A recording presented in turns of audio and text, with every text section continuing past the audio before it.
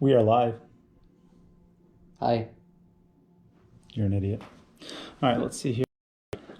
Hello, everybody who is jumping in, and it's really.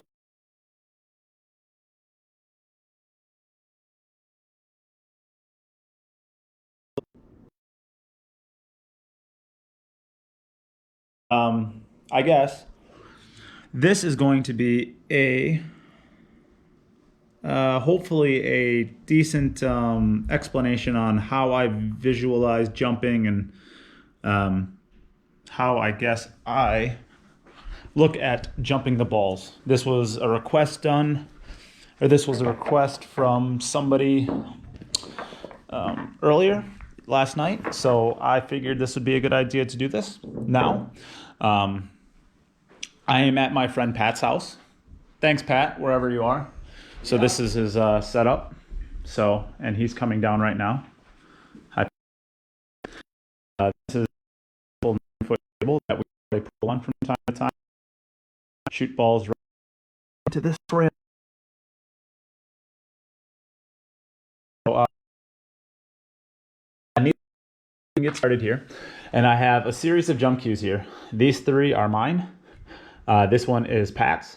And this is going to be the control so that you can show that even with crappy jump cues that you can, haha, that was funny, haha, Pat. Just kidding. Basically, I'm just going to show that all of the things that are shown today work with any cue that you can use, because this is an original Jumpin' James. This is my Dick Davis, which is my personal cue. This is the one I use all the time. This is a Q-Tech Propel. Obviously, everybody at this point knows what they are.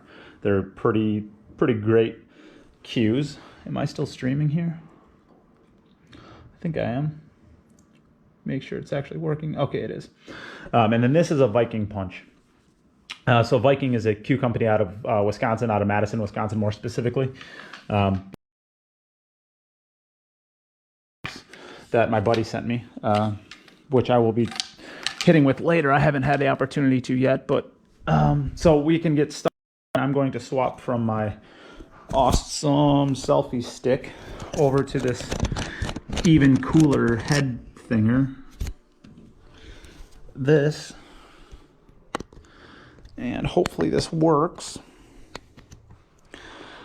So I will be giving not only a jumping lesson, I will be giving a physics lesson. So I hope that you all studied your physics today.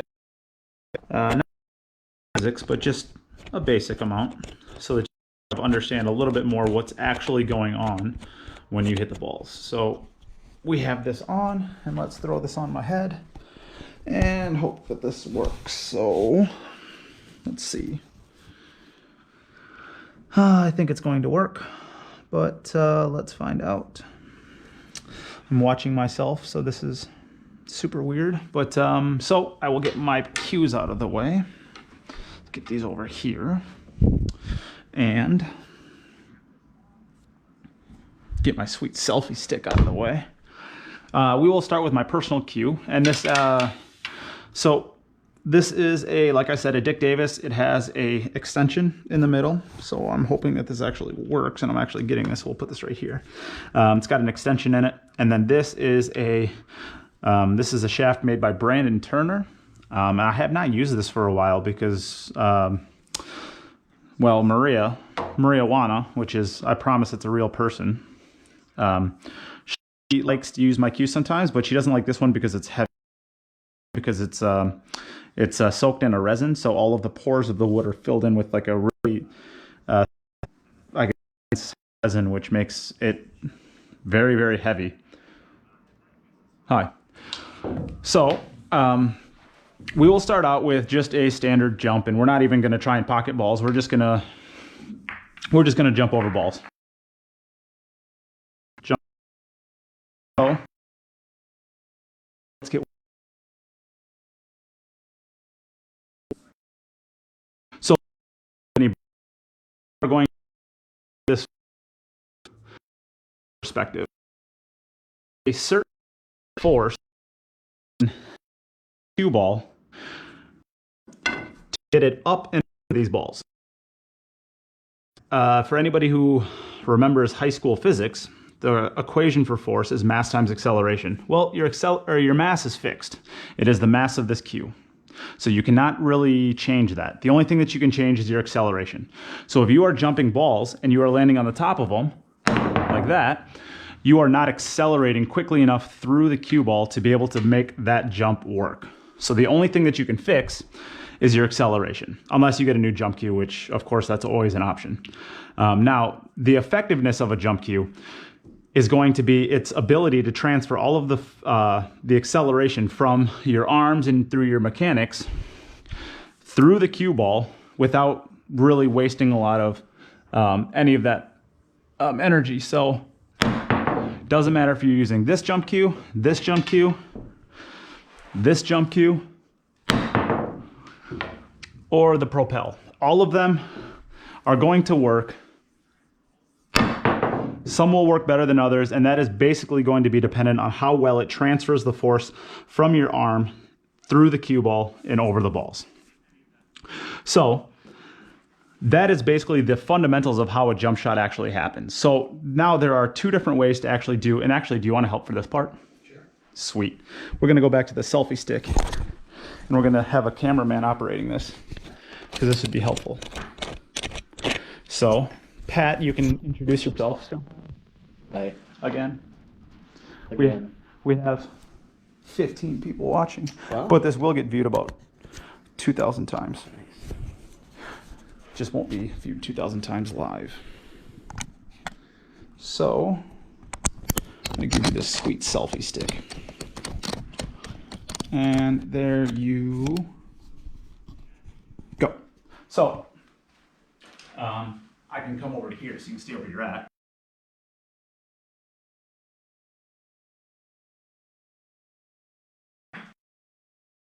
I'm gonna or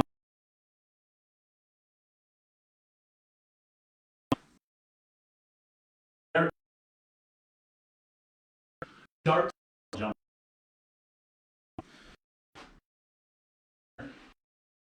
Just let happen, right?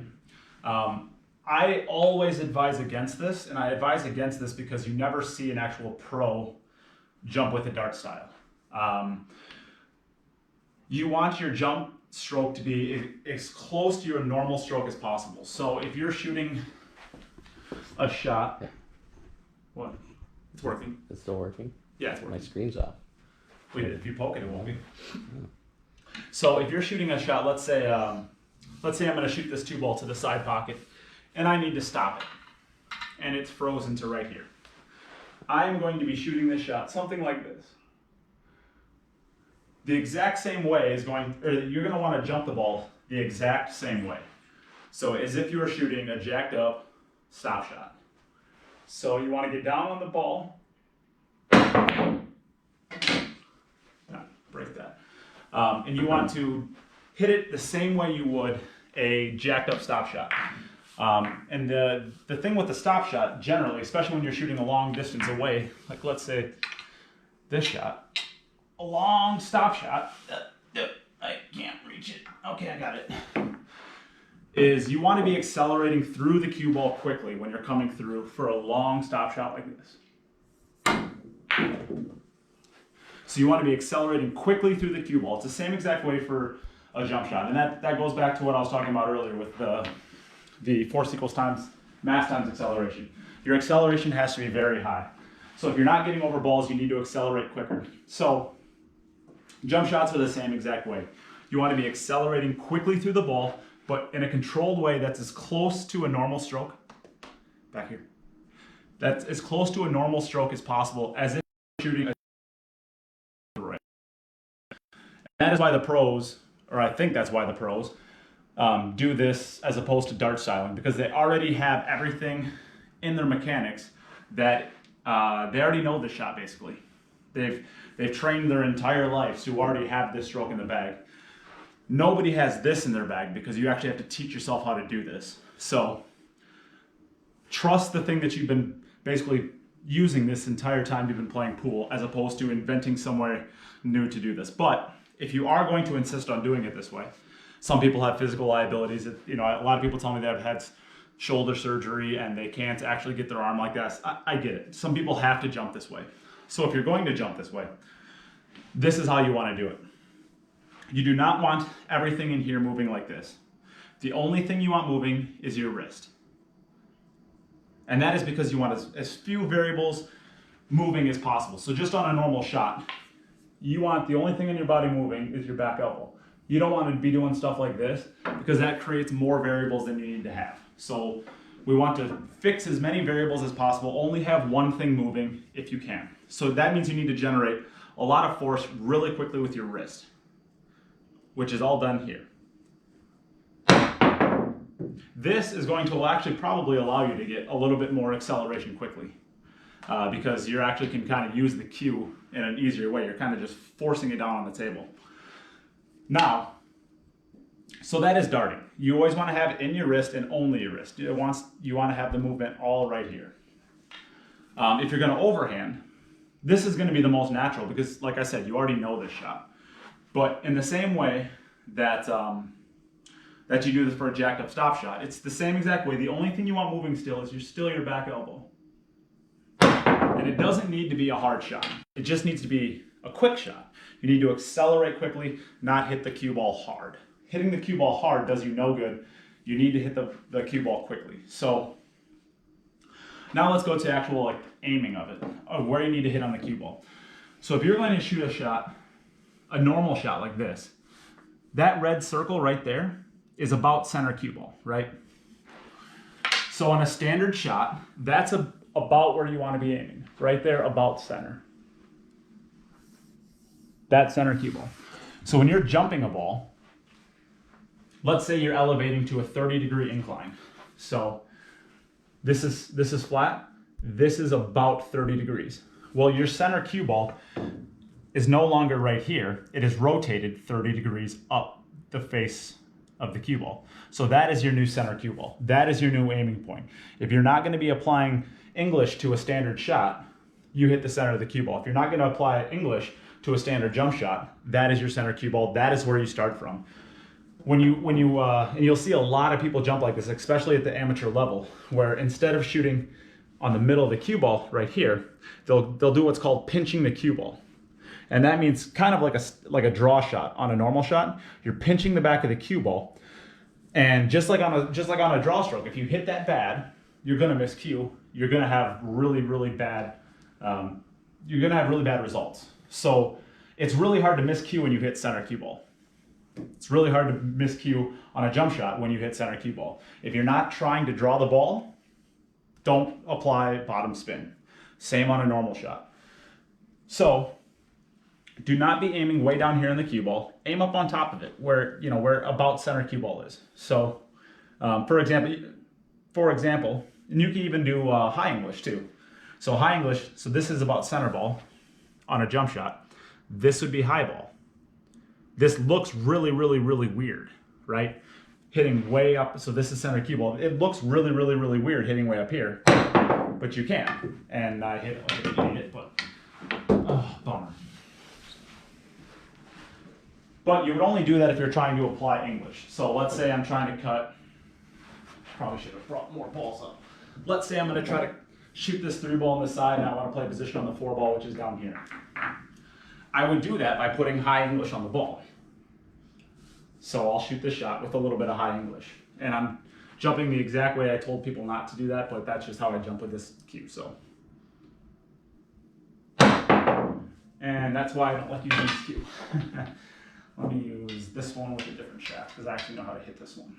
Or I guess I can just grab my profile. I know how to hit that one too. And then, so up here on top for high English. And I hit it way too thin. But that's the idea, is you can still get that running spin on the ball, or you can still draw the ball. So try to get a little bit more straight in. So we can shoot the same shot, but try to draw the ball.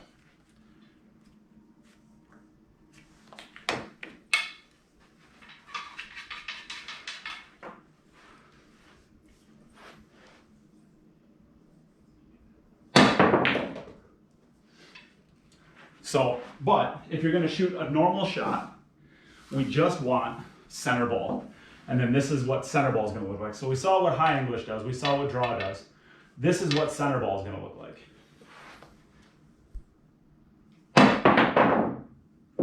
And of course, Perfect. pretty good shot, huh? So, center ball. You see it kind of just naturally drifts up the table. It doesn't take off with the high English and it doesn't draw back like it did. So before. So now, so that's kind of the gist. So in summary, if you're not getting over balls, you need to accelerate quicker. So instead of trying to hit harder into the rack, try to hit harder into the ball. Try to hit quicker through the ball. And even if you have to do, so Shane Van Boning is the perfect example of this. And we'll talk about somebody like Sky Woodward. He just does the perfect mechanics on a jump shot. So he's just right here, and he's here, and he's through. Tyler Steyer and Shane Van Boning, they have a little bit of a hitch at the top of their jump stroke with their back arm. So what they do is they kind of go like this, and they kind of dip into it like this. That is another way of creating a little bit of acceleration, just by giving yourself a little bit more leverage. And I'm not very good at doing it, but they're a lot better at it than I am, obviously. Well, they're better at everything than I am, obviously. But I'm more of just get the movement here. This is, especially when you're learning. So I guess in summary, swing fast, not swing hard. And if you can, jump like this as opposed to the dart style. You'll be a lot more accurate in the long run. And that's because you already know how to swing like that. It's built into your strokes already to where you just know how to do that. So now I'll teach a very simple aiming technique. And for anybody who's a golfer, you know this technique because you've probably used it before when putting. But we'll set it up extremely simple, but it doesn't have to be this simple. It can be a lot more complex than this. We're just going to hang the 3-ball, and we're going to draw a straight line from the cue ball to this ball. So this is our straight line, and we'll add another wrinkle into here, and we'll move these balls out of the way for now, and we'll move them back. So here is our line, exactly from the cue ball to the 3-ball. Now, if I take the cue ball and just shoot it down this line at this 3-ball, it's going to go, right? I mean, that's obvious. This is the line that we need to shoot. But if we notice, and I'm going to move this over just a little bit. You want to come over here? If you notice, and I set this up purposely, this donut right here that Pat has on the table is in exact line with the 3-ball. So if your cue ball is right here, you don't need to aim at this 3-ball. There's no reason to aim at this 3-ball. We only need to aim at this donut. And we know that if we shoot the cue ball perfectly over this donut, it is going to make that 3-ball every single time, as long as you don't put any like weird masse or any spin on it like that. So you can actually, and I'll do this, I'll put this over my eyes so that I can't actually see down table. So the only thing I can see is basically right below me. I don't know, it's probably a dark room in here. The only thing I can see, this is covering, all right, that just hurts my eyes. I don't know, Pat can hold up a towel to my face if he wants to. The idea is the only thing I'm gonna look at is I'm gonna focus on striking the center of the cue ball, the exact center of the cue ball, over this line. So really I'm focusing on driving my tip through the ball on this line. So if I end my shot right here, over top of this, I'm gonna make that 3-ball every time. So just trust that I can't see down table and I'm only shooting at this donut. That is your aiming point.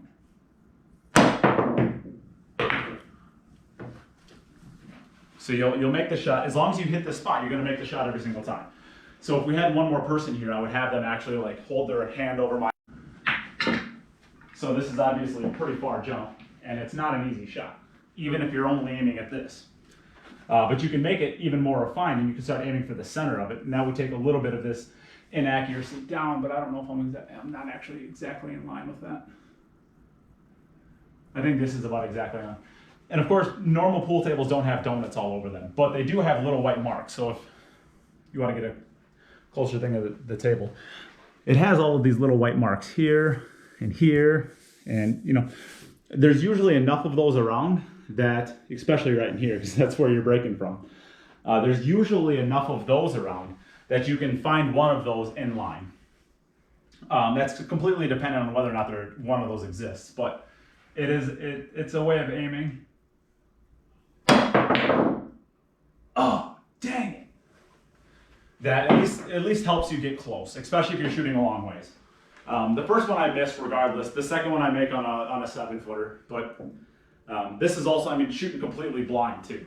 I don't aim like this anymore, but this is how I learned how to aim in the beginning, and it was very, very effective for a long time.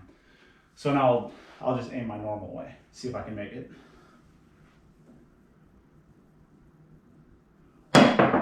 Nope, see, I'm way less accurate. This is why this aiming system helps. So I totally did that on purpose. But that's the idea. And then the last little bit of information or advice I'll give is, especially if you're a big tall guy or girl, an extension really helps. And it helps because you can see the difference in length between these two. When you're a tall person and you're trying to use this tiny little cue, you're automatically getting yourself into a situation where it's not natural. You have a compressed swing, and if your compressed swing is not coming through straight, you have no chance of hitting the ball straight. So sometimes, I mean, even if it's like a $60 investment, $80 investment, something like that, if you're willing to pay $150 for a jump cue, spend a little extra money and get yourself an extension. It's going to make the swing coming through way more natural, especially if you're going overhand like this. So this just looks... So, I mean, I missed that shot by 1.5 diamonds because I just don't know how to come through with a tiny cue like this. Which is another reason why when I hit with this, and I said this earlier, I always go over dart, because I don't know how to jump very well with a compressed swing, which is what this is. So even the Propel has, you know, this built-in 4-inch extension at the end of it. And I try not to jump with anything without an extension, just because it's really, really hard to aim. It's hard to have those mechanics straight.